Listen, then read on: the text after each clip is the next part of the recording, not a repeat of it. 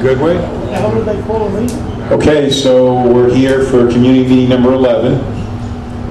If you don't know who I am, I'm Bill Canavan with Hydro Environmental Solutions. We're the environmental consultants on this Marbledale Quarry landfill project. And we're here on May 24th at the community center to update everybody on the past month and what's going on. For starters, if you've been at these meetings, you know the source areas have been removed. So I'll take you through that. Get the pointer here. The dust monitoring, the camp stations, and the air monitor stations were in place during all invasive earth moving. As of April 26th, all the source areas, that includes 1, 2, 3, 4, 6, 7, 8, 9, 10, 11, and 12, have been removed and backfilled. Based on endpoint sampling results, there was elevated copper. Additional soil may need to be excavated from SA11 and SA1A.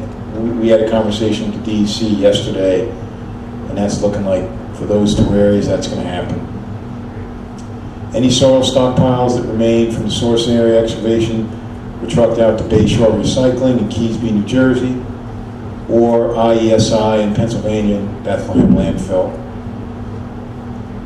Soil was removed by trucks on April 27th, May 2nd, and May 3rd. Just a couple photos, May 2nd, soil loading, the excavator loading the stockpiles and some of the trucks that went to Keysby. Okay, so groundwater sampling is part of the work plan and the ongoing work that's being completed there. We were required in the RAWP, the Remedial Action Work Plan, to sample existing on-site wells to get conditions of groundwater during the work. So from May 4th to 9th, our personnel from HES conducted the baseline groundwater sampling from these wells. Overburden Well 1, Bedrock Well 1, Overburden Well 2, Bedrock Well 2, 3, and 8. Okay? These, if you recall, these are nested pairs. There's a shallow well and a deep well. This monitors bedrock, this monitors the overburden. Samples were sent to a New York State certified lab for analysis. Wells 3, bedrock well, shallow and deep well, and 8 results were received to date. From these wells, these baseline samples will be compared to what we call ambient water quality standards in New York State. And then as time goes by, we can have continued rounds. We'll compare the 2 results or 3 or 4 results and see if there's any impacts to groundwater or disturbances in the landfill from the RIC, the Rapid Impact Compaction, or the pile drilling work. Here's some a photo from the field of low flow sampling procedures. There's the well, there's the tubing, there's the pump. Probably 20 different bottles we fill up, and there's a whole protocol we follow in accordance with DEC. As part of this work plan related to the piles and the RIC, we were required to install vapor monitoring wells. So from May 9th to May 12th, 11 vapor points were installed by soil testing, a driller out of Connecticut. We sampled these wells. You know when we sampled them? Some point at the end of that week into the day. So sometime after May 12th, when they were installed, we sampled them. We used 6-liter Suma canisters. If you've never seen them, they're silver cans that have an induced vacuum, and you connect it to the wellhead after you purge it, and then you open the valve, and it sucks the air out of the well, and you get a 6-liter volume, and that's sent to a lab.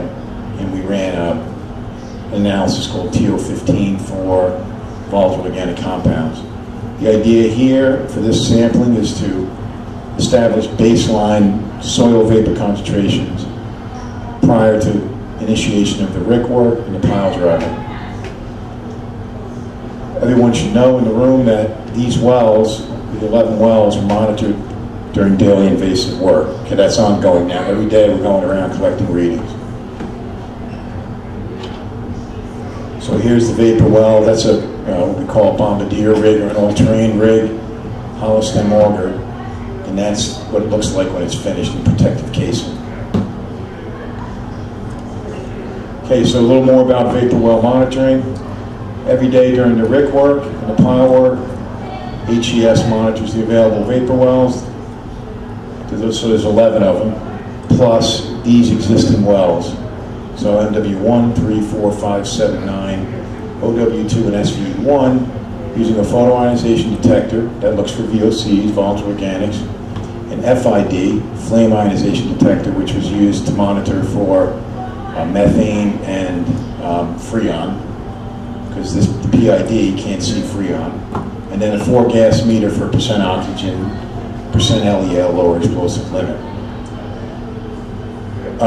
Each of these multiple wells is monitored every 3 hours during the work, and then data is observed throughout the day in order to look for any changes in vapor levels during the work, so the RIC work and the pile drilling.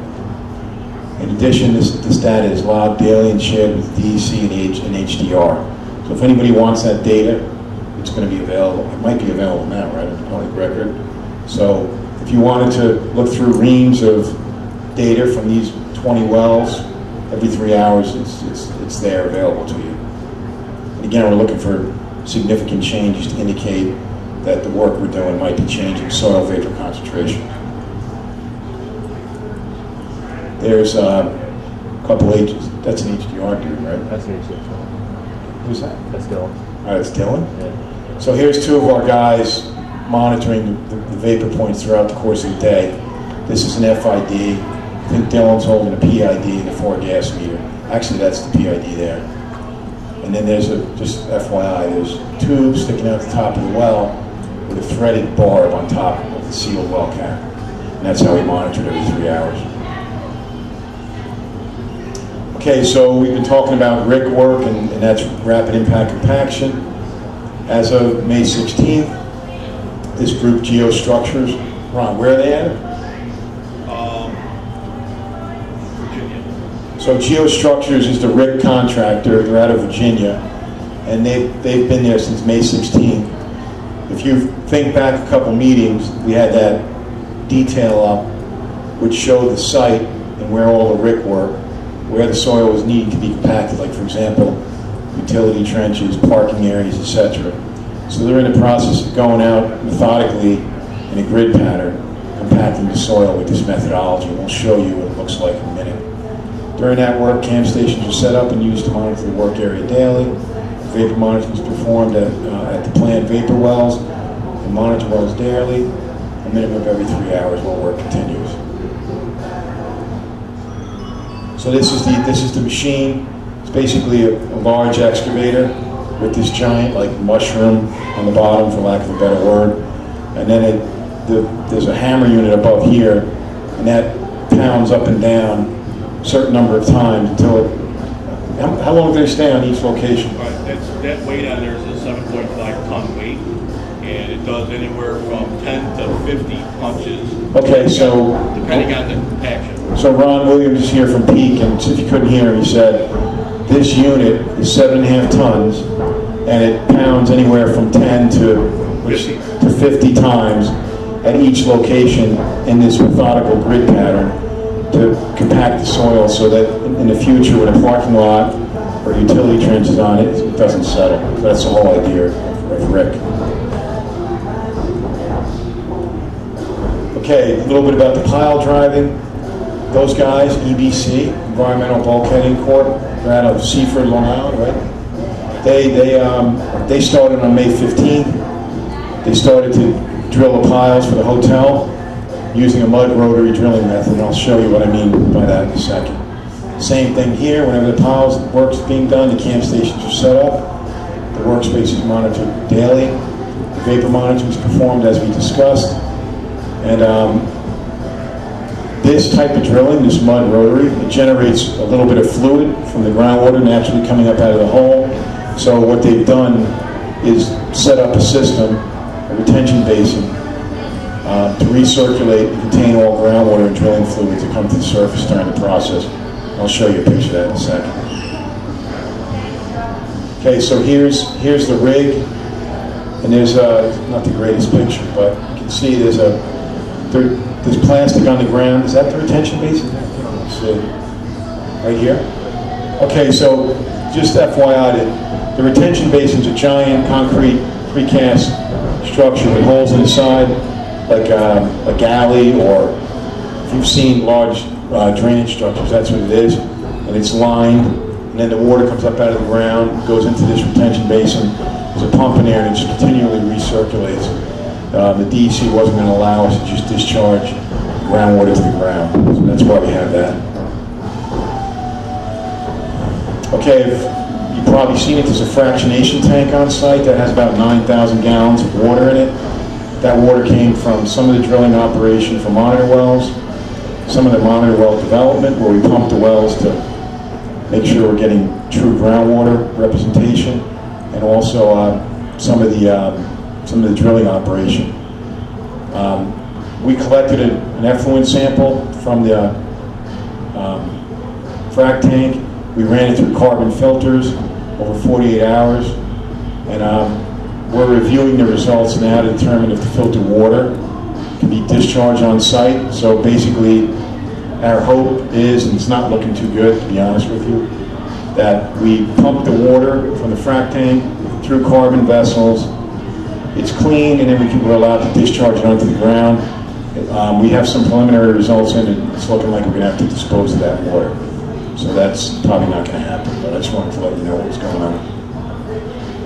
So here's the system we used. A couple carbon vessels, pumps through these, and then we collect the sample from the effluent side. This is a 5-micron filter to take out some particulates. We collect the sample from the effluent end, and it still had some things, like one time it failed for arsenic, I think, and another time, what else did it fail for? That was the only one. Just arsenic? I think vanadium maybe too. Those are two metals, if you didn't know that.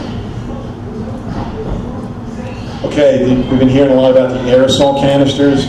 We found a ton of Mitchum deodorant spray and a lot of things like skin cream, anti-aging cream, things like that. So those have been collected, segregated, and they're stored in 3 dumpsters. More? No, they've been separated and they're in 45 drums. All right, so they've been segregated out. We currently have 55-gallon Department of Transportation drums on site with these aerosol canisters in them. Because we have to dispose of them somewhere legally, we have an EPA ID number that's attached to the site for future disposal, which is probably going to happen in next week. Next week? I thought it was going to be longer than that, but next week. Well, I think they've got all their stuff that they need. Okay, I reviewed the manifest today. Okay. Then there was a delay in the disposal because somehow, some way, when it went to the EPA, the wrong site address was put on their EPI. It was attached to the wrong site somewhere across the street. I think it was their end, not our end, that happened. Anyway, we rectified it, and now everything's straightened out. So I say the next several months, but Ron's saying next week they'll be disposed of. Well, that's what I've been hearing, but The group, if you recall, the group that handles the soil and the disposal is a group called ProTech, and they're out of New Haven, Connecticut, so they've lined all that up. And that's probably going to Bethlehem too, I think. I believe so. Cyclechem's involved. Cyclechem's a group that handles these weird, like, disposal things. Like, I had a project at a golf course where there was bags of herbicide we had to get rid of, and that's kind of their niche to do that kind of stuff, so they're involved here. Okay, so what's next over the next month or two? We're going to continue and finish the rapid impact compaction work. We'll continue to install piles until it's complete. Do you know when that's going to happen? Completion, any idea, Ron? When the piles are complete, How many do we have? 189 or 90? right now they have a second rig on site. They do about 3 per machine per day. That means they're going to do 6 a day. That gives us about the end of June, unless we have equipment issues or weather issues. All right, so Ron was saying that we have 2 rigs on site, like the one you saw in the picture, doing 6 per day, 3 each. And by the end of June, it's our hope that the piles will be complete. Once the rick and pile work's complete, they'll start the foundation work. I believe we have a concrete contractor lined up, correct? Yep. We're going to finalize the sub-slab soil depressurization system, SSDS, and soil vapor extraction system.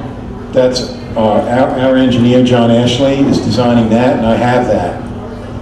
He just sent us the drawings and the details yesterday, and that's going to be reviewed and sent in draft form to DEC, HDR, etc. So that stuff probably in the next 2 to 4 weeks will be approved and get ready to be installed and implemented. After these 4 things are done, then we're going to place item 4 QP across the site, as well as crushed stone to act as a temporary cap. This will be completed after stormwater retention basins are installed. Did I miss anything there, Ron? Okay. And again, this is just, everybody's seen this diagram a million times, but the piles are going here, that's the hotel. The RIC is being done in all these parking areas and some of the utility lines. And eventually, the proposed restaurant piles will also be installed, because this sits on piles, as does the hotel. And that's it for now. Happy to answer questions anybody has. I get listening to you, listening to everybody else for the last 2 years. Nothing's wrong with that site right now. Everything is fine. All the tests came back. Everything is okay. There's no problem. All right? No, I think, well, Mr. Marinello is saying that all our tests are back and that everything's hunky-dory and there's nothing wrong with the site. That's not what we're saying. We're saying that we know it's still a contaminated site. Okay, we're not denying that. For example, the aerosol cans are going out. The aerosol cans are likely, based on lab analysis, one of the sources of the Freon that we saw there. The source areas, there was 12 of them. Those are going out. Initially, I think our initial calculation was 1,200 tons. We're now up to over 5,000 yards or tons.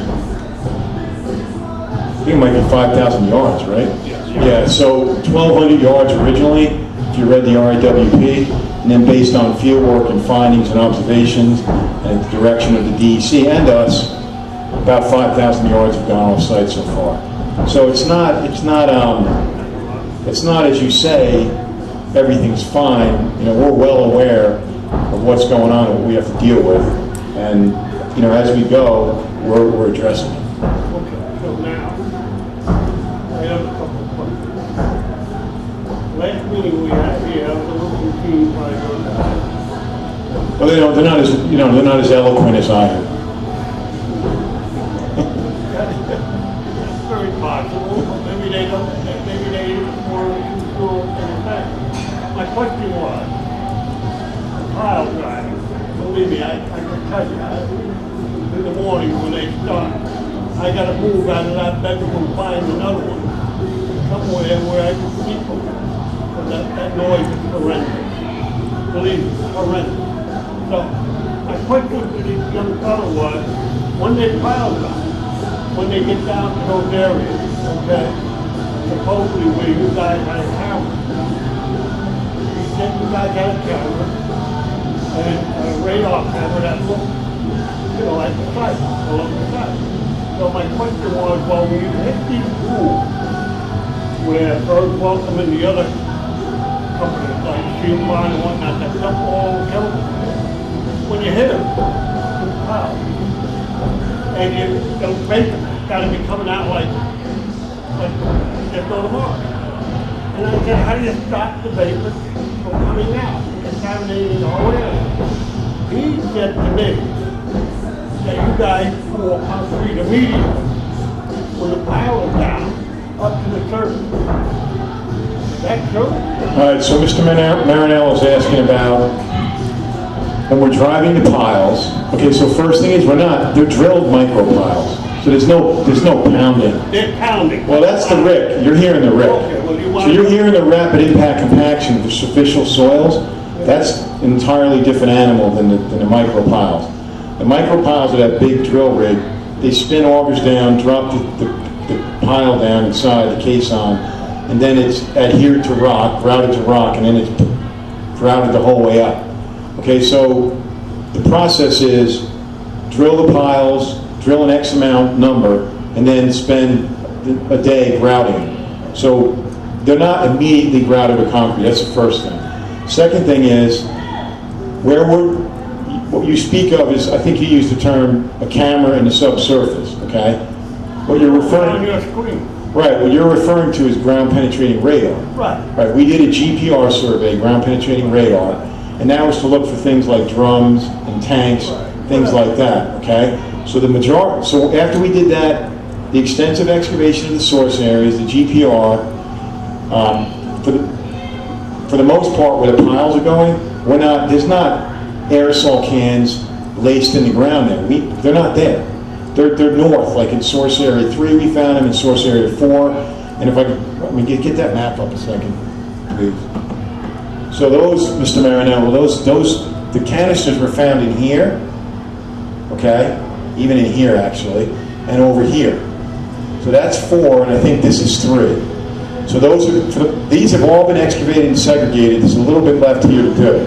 But this whole area where the micro piles are being drilled and installed, we didn't find anything. And if you recall, the tanks, which you knew were there, right? We talked about it. The tanks are over in here, and they've been closed out. So between the GPR, the excavations, and all that stuff, we're pretty confident that we're not drilling through 20 feet of aerosol cans and it's off-gassing into the air. Ron? I can explain it for you, Mr. Manel. Where we did that ground penetrating radar, the purpose of that was only for where the rick areas were on the site. Right. So that what they did was, we only found one thing out of the entire rick area, south and north, that was questionable. We looked at it and it was nothing. The reason why they did that is so that they wouldn't punch a canister that we didn't see. And there was nothing Or a there. tank, or a drum. A tank, and we hadn't seen that, so that's why, so far, the north end right now is done. There's no more ricking, we've got that done. They're up at the south end, and they've got about 10 days left to be up there. In that area, there's nothing, because the south end is where we found the one hit on that radar machine. South end, there was nothing, so we don't anticipate. You gotta understand, the rick's only going down for the most part, probably 90% of the time, it's only going down a foot deep. Very rarely do we go into 60 punches, and she may be 2.5 foot deep. So that's all as far as she's going down. So here's the other thing. I hear what you're saying, right? So, when you do that pile, when that is down there, you went down and you opened the back, right? Because the air's gotta come up. Something's coming up. All right, well. I don't know what it is. All right, but so. My question Okay. was that a young man, he told me that as soon as they get one of those piles in, what they do is immediately go in and pour concrete and fill it up to the level of the site. So what's immediate? A day or two, probably? So when you say a day or two, those vapors are coming out. What do you think, Ron? They, like, for instance, today, they just drilled them, and I think they drilled yesterday. Tomorrow, we're grouting the ones they did yesterday. So we had 6 or 8. If you look down there, they put buckets over them, and there's that bucket seals the hole. So the hole's sealed, it's not just sitting there off gassing. Yeah, they put So buckets. the hole's capped, so the gases aren't coming out, if there are gases. And the other thing you gotta remember is, while we're doing that work, right, with the micropile work, we're monitoring the site. So we have multiple monitoring going on. We have the camp stations for VOCs, dust, etc. And then we have our instrumentation, FID, PID, and 4-gas meter, that's being monitored. So if you're the driller, one of our guys is literally sitting there next to you X amount of times a day, like dozens of times or tens of times, collecting readings and writing them down in the workspace. Okay, that's all part of the work plan. So we would know if there's significant gas of concern coming out of the ground, we would know because we're there monitoring. But I got Background music is great, huh? They discover that their readings are problematic with the pile. Since they don't grout immediately, one step would Well, see, we happen. can't, number one, you gotta understand, when they do the pile, and they're drilling the pile, they pull everything out, they immediately have to have a certain amount of time and space between it. You can't be drilling too close to it, so you upset the ground and it's green cement. The ground has to set up. So meanwhile, I can show you pictures on my phone, you'll see white buckets over those. And they do that whether they're on this site or anywhere, it's just customary to that company. in the end, us, we'll put buckets over it. Okay, so if you get a rating that's a problem, is there that bucket sufficient or something else done? The only thing that we have, if that happens, which we don't anticipate, but we're already ahead of it, we have a guy on site that's gonna dump dirt out that hole immediately. Okay, all right, so there's. Clean dirt. And we have multiple options. We could Yeah, foam we have a foam it, machine, but the we dirt's could bad. fill it with water to That's seal what it. you said originally, that's what you said you were gonna do. Right. But But it's we- not being done. I'm up there and watch every day. All right, but it's not being done for a reason, okay? And the reason is, when you're there monitoring, you're not gonna foam, there's no reason to foam a hole that's not emanating vapors. So if we have instrumentation, our eyes, our ears, our nose, while we're there watching the hole, and there's nothing going on, we're not just gonna foam it for no reason. So that's why you're seeing what you're seeing. There's no, if there's no cause to foam, we're not gonna foam. There's no reason to do it, we're not gonna do it. Bill, told you this from day one. I want to believe you, I really do. But I can't believe, and I will never believe anybody on that site telling me that when you drill down that deep, you're not going into virgin area and you're shooting those vapors out. I guarantee they're coming out. Here's my other question I Okay, got on. but let me speak to that point. I agree with you, there are vapors coming up. But you have to understand, the concentration of the vapors are not an actionable level. That's what I'm trying to explain. Just because there's 1 ppm, it's a landfill, there's stuff down there. But if it's not a certain threshold value, we're not going to react. Because it's been proven out that it's not harmful to human health and the environment at the levels we're seeing. When you see a level that triggers something, a threshold value, that's when these safety measures go into place. On the same issue, I asked if that's the last board meeting. Okay? Board meeting, town board, Okay. Village board. village board, yep. You still have the canisters up at the Wavy School? We still have a camp station up at the Waverly School. I requested once, when they had to go through you, because you rent them according to that, You requested a camp station? up at the Immaculate Conception.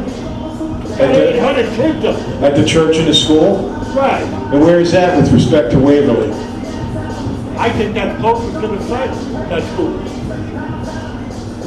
First I'm hearing of it. Winter Hill Road, you never heard of the Immaculate Conception School? Yeah, I've heard of it, but to me, if I look at a map, it's far enough away that, Not far, not that far. Now, that's number one. so you requested that at a town board meeting? I sure did. God's record, God's tape. Until you're telling me there's no kind of stuff, there's no. There's not, I'll tell you that. They should be up at that school. That ain't how to sit there. You got them at the Waverly, which is good. We don't want you to take them away from there. But you gotta get them up at the All right, but I'll tell you on the record that I don't agree with the camp station up at the Waverly School, because I don't think it's an issue. But we don't know, because you still got another 200 piles to do. You No, don't know. but if I'm drilling piles here, and I have this area surrounded by camp stations and field instrumentation, and my people in the field, boots on the ground, and nothing's telling me there's concern, why would I go all the way over here and put a station? Or why would I go all the way here? It's just public perception. I've said that from day one. We're doing it because there's been a lot of pushback, and that's why it's there. I don't agree with it, All but right, it's you might there. not agree with it, Bill, but Paul Criminelli, when he did it, I think, found it up on Hall Ave. But there's indications, we actually think that what he found is from another site. It's not from our site. Not according to John Reeves and the experts, I think, for the last meeting. Are those the weathermen, the weather guys? The infrared technology I guys? don't know that much about it, maybe, we involved in that, but she came and said that that particular site, that there was an argument where the contamination was coming from. Those people said it was coming from the site. The other people said, no, it's off-site. I'm not here to argue. Right, I understand. What I want to do, Bill, is very simply protect the children up at the Immaculate School and also the Waverly School, because I can't believe that when you start putting those 200 pilings in that you're not gonna hit a virgin area and that bases are not gonna move out. How many do we have in so far, Ron? Minus the test piles, oh, 21. 21? We're doing 180, 90? It's excluding the test pile. That's- So we're like 10% done. Yeah. So far, with a 10% cross-section, we haven't had anything of concern. I mean, we're actually taking your word and your people. So where's, so the Waverly School's up over here, this is the site, right? Where's Immaculate Conception? Actually, the way the school is there, and you're not touching is more. It's in East, isn't it in East Chester? No, Tuckahoe. Tuckahoe. So it's north of the site? It would be, yes. South? So it's down over here? Yeah. You know where Westies is? I know where Westies Okay, a is. little further down to where they built the new building. You make a left, that's Woods Hill Road, here's the school. So you go to the mobile station and go up the hill? And there's the school. Right. Okay, I think that's further than the Waverly School from our site. Could be. I'll look at it tomorrow, and do I have your email? I don't think I do. Well, I don't know why the mayor and everybody else didn't contact you guys to find out if it was feasible. Okay, I'll do all my talking tonight. Thank you for answering all my questions. No problem, my pleasure. Can you just, the Vapor Point wells, what's the depth of the Vapor Point wells and where the Suma canisters are? Okay, so the question was, what's the depth of the vapor wells? And that varies within 5 to 10 feet, depending on where you are on a site. Like what's the max, like 50 feet? About 30 feet. So the idea of the vapor wells, just to explain it technically, they're drilled vertically into the ground to what we call the vadose zone, which is where the groundwater table starts. So that's that zone of fluctuation that, around here is roughly 2 feet from year to, from seasonally. So the wells go just to the top of the groundwater table. So because of the vapors, like we've talked about Freon and PCE in the groundwater, that's where the vapors would emanate into the soil. So that's why we have them set at that location. And they pretty much covered most of the site, if not all of it. I know you said that we can see the data, but have you seen any exceedances from the Vapor Point wells so far? Well, the short answer is no. And New York State's weird when it comes to soil vapor because it's all guidelines. There's no set standard. So for example, in Jersey, if you have a certain value in your groundwater, then it triggers all kinds of soil vapor sampling and monitoring. But here in New York, that's not the case. So we're using a guideline that's promulgated by the New York State Department of Health. And we're seeing really low levels and not significant change from background to when the work started. So far to date, we haven't seen anything. And then I was going to answer your question about the Suma canisters, right? You had a question about that?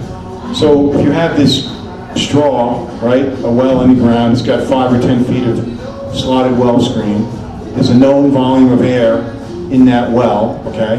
And the idea is to remove multiple volumes, so you're getting natural soil vapor from the surrounding formation. Once you reach that value, it's pi r squared h, right? That's the volume of the cylinder, times 3, and then once that value is reached with a pump, then we hook up the Suma canister, open the valve, and the vacuum can sucks out the air. Then it's shut off and sent to a lab. In terms of the rapid impact compaction, you said that you could be working on like 3 source areas at once. Is that what I heard before? Did you say that? There's only one RSC machine on site, right? One brick machine. Yeah. Yes, this is Oh, one. okay. So there's one machine going around and it just works in a grid pattern. Okay.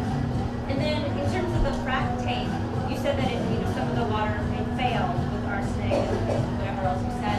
So what does that mean for the rest of the groundwater? Is that being tested? Because if that water is failing, Well, yeah, we've already said, so what is there, like 20 monitor wells on site, let's say? And we've sampled them 8-10 times since the inception of the project. A lot of those wells will fail for metals. So for example, it might fail for lead, it might fail for arsenic, copper, things like that. So the groundwater is impacted, has been impacted and it's going to be impacted in perpetuity. Okay, so there's metals in the groundwater. There's also volatile organics, like we talked about Freon, and we talked about tetrachloroethylene or PCE. So that's definitely there. Except for the water that you take out and put into the frac tank, and that's the only water that you deal with. Right, we're not gonna, well, that's not true, because the metals in groundwater, I don't know how long you've been coming to these meetings, but if you recall the DEC presentation, remember they did filtered and unfiltered samples? Yeah. Well, the problem with metals is when you collect a sample from a well, you get a bunch of turbidity, like really fine silt and sand in suspension in the sample. And the metals, if there's arsenic or lead or whatever, will stick to that, okay? And for the most part, metals are insoluble. So we want to know what the soluble component of metals in the groundwater, if that's actually leaving the site. So that whole thing you saw a year and a half ago, the DEC was trying to convey to the public that when you filter the groundwater samples and you remove the turbidity, there basically were no metals, no dissolved metals in the groundwater. Okay, so that's important to remember. Then with regard to VOCs, so I'll use the example of PCE, Bedrock Well 3, right? That's the one? Yeah. So BW3, it's somewhere like right in there, I think. That had pretty high levels of PCE, and because of that, we're going to have to figure out the extent of it and make sure it's not leaving the site. That's how the Brownfield program works. So actually, we were talking about this with the DEC yesterday. We're going to have to come up with a plan that we're going to have to drill some additional wells, and if the concentrations are at a certain level, we might have to implement some kind of treatment. So that could be pumping it out of the ground, treating it, stripping off the PCE, and then discharging to the sewer or back into the ground. So that's still going to happen. And it's this area especially where that's going to happen. You said that baseline. Yeah, it's going to move away from the wrap. Baseline measures of what the groundwater will look like. Sounds like those lab results aren't back yet. So we have, I think we ended sampling like the 18th, 19th of May. So I think the first 2 or 3 wells we sampled are in, and then the rest will be in probably by the end of the week or early next week. And then we'll tabulate it, compare it to ambient water quality standards, and see what the baseline. Not a surprise. Multiple contaminants are going to be in the groundwater, and the thing we want to make sure we observe is, let's say, example, PCE is 100 ppm or ppb. Then a month or 2 later, after we drill piles and do the RIC work, if it's 150,000, it might be indication that what we're doing is causing something to impact the groundwater. Right, that's why we're doing that. Change the levels in the negative. Right, and then we might have to do more wells, we might have to do more investigation. So even after those piles are driven and constructed in the next one project, there are still ways to put additional wells? Definitely is. Okay. Because I didn't know at what point you don't have that option. Well, other than the footprint of the 2 buildings themselves, we can drill wells anywhere we want on site. It'll be set flush with grade in the parking lot or in a vault or whatever. But it could take 2.5 months before we have results on program baseline and then. We're probably gonna have the baseline results by the end of next week, and then I think we're scheduled again in 3 to 4 months to resample. It's going to be a while. It'll be probably the fall before we have another set of groundwater data. Okay, so all that time that's going on, you have 3 to 4 months where that groundwater problem is certainly not being addressed in any way if there are increases. Well, yeah, I think it's a fair statement. We won't know until we have the next round of data in. That's for sure. When you finish the pile dropping at the hotel, you go right to the restaurant? Or is that going to take the time after that? The question was, when we finish the pile driving, micro pile installation at the hotel, are we going right to the restaurant? That's what I recall in construction That's what meeting. owner makes that decision. Yeah. We know we don't have. We don't have the green light to do that. So no, that might not happen for a while, 6 months, a year. And according to the permit, it's supposed to be a pool there too. It's supposed to be a what? Pool. Swimming pool? Yeah. In the hotel? Yeah. There could be an outside pool, indoor pool. So the question was, is there going to be a pool at the hotel? And there is one indoor. Was the water still traveling north and south? The question is, what is the groundwater flow direction still the same? And based on the latest round, it's still basically north to south or northwest to southeast. Basically the same flow pattern. So, still the same look? Still the same flow pattern. You know, your people said that everything was, the flow of the water was contained on the site. Okay, so Mr. Marinello is saying that people have said in the past the flow of the water is contained on the site. So remember, this is a two-part groundwater system. So we have the quarry itself, right, the big excavation in the ground, and surface rainwater comes down, infiltrates to the ground, and it's in that bathtub, okay, for lack of a better word. That's the overburden material. It's unconsolidated, it's not rock. So that's one groundwater table, okay? As you drill deeper, you hit another water table in the bedrock, and that's what we call the regional groundwater table. So that's flowing, because of the way the gradient is at topography, they're both flowing in the same direction, but the regional groundwater table in the rock is different from the overburden. So just as an example, if we went there tomorrow and we were outside the footprint of the quarry, and you and I dug a test pit, we'd probably hit rock within 10 or 15 feet, there'd be no water. You won't hit any groundwater until you actually go into the quarry and you start digging down at about 22 to 28 to 30 feet. That's where you start hitting water. It's trapped in that bathtub of the quarry. So it is still traveling north to south. That's correct. And it's contaminated, right? The groundwater, Right now, it's contaminated. it is. And the quarry is, in the overburden, it's more contaminated than in the rock. In the rock, there was one well that was But it's still flowing north to south. That's correct. Which means that water flows to Brownfield. all right, but so it's a really large, complex system. Okay, so if there's contaminated water beneath our site in the bedrock and it's flowing, as it's leaving the site, it's actually remediating itself, right? Because it's getting diluted. There's microorganisms affecting the volatile organic compounds. And if you were to drill a line of wells from the most contaminated spot on the quarry going south, you know, you might only be a few feet off site and it's clean.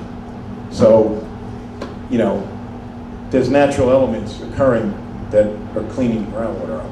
So Brownfield would really have to do its own testing down the line to see. Yeah, I mean, Bronxville, it doesn't sound like, to a hydrogeologist and what's going on at that groundwater flow regime, it's really far away. Okay, it's not, like all that stuff we heard early on where the guy was saying there's karst topography and there's a conduit, it's just not going on. It just doesn't exist. Based on what you can see. Based on what we know now, we have a lot more information now. What was the deepest pile that went down? Right, Well, the bottom of the quarry, I think, is around 88 to 90 feet, 90 now, something like that. The deepest well we had is 88 feet, I think. so far. We drilled to the top of rock, okay? And the overburden material, it's all been mined, the quarry. Our deepest well is 88 feet. Then the piles, that's a different situation because they're actually drilling through all that overburden into rock to a certain degree where they can anchor it securely to competent rock.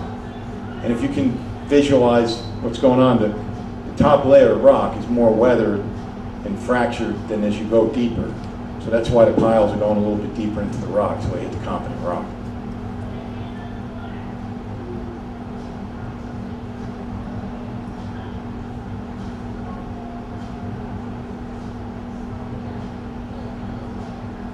Small, quiet crowd this evening.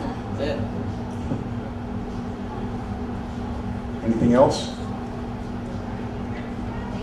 Thank you. Thank you.